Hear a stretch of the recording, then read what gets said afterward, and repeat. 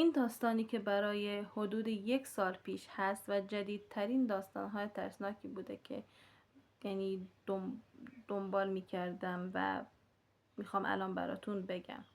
یه خانواده تو تهران شهرک دانش زندگی می‌کردند و این داستان‌ها از جای شروع میشه که وسایر اشخاص خانواده، دختر خانواده که تازه نامزاد کرده بود، شروع به گم شدن میکنه. از گوشواره‌هاش که بعد از 2 ماه توی همون جای قبلی پیداشون میکرده تا وسایل شخصی دیگه خودش که هرچی به خانوادهش میگفته و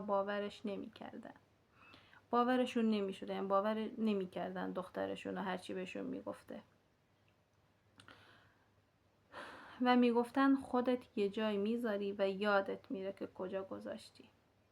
میرسیم به جایی که خانواده این دختر سفر شمال و بعد از تموم شدن تولد که نامزاد دختره برای اون گرفته، همه مهمونا میرن و اون دختره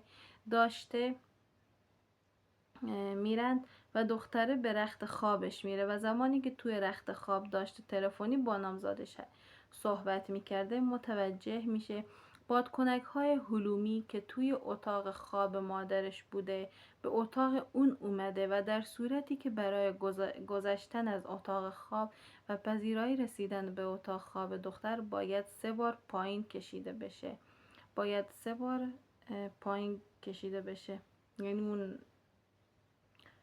بشه. وقتی که اینو میبینه و زبونش بند میاد و به سختی شب رو به صبح میرسونه و بعد از برگشتن پدر و مادرش برای اونها تعریف میکنه که اما کیه که حرف این دختر رو باور کنه.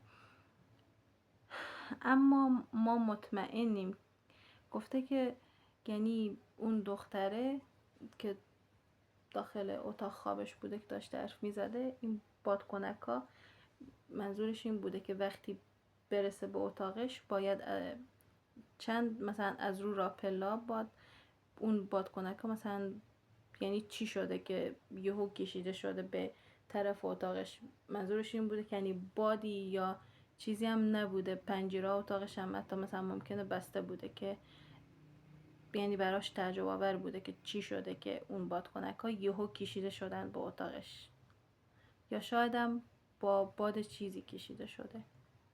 بازم تصمیم با شما که چی فکر کنید در مورد این داستان. تا داستان بعد.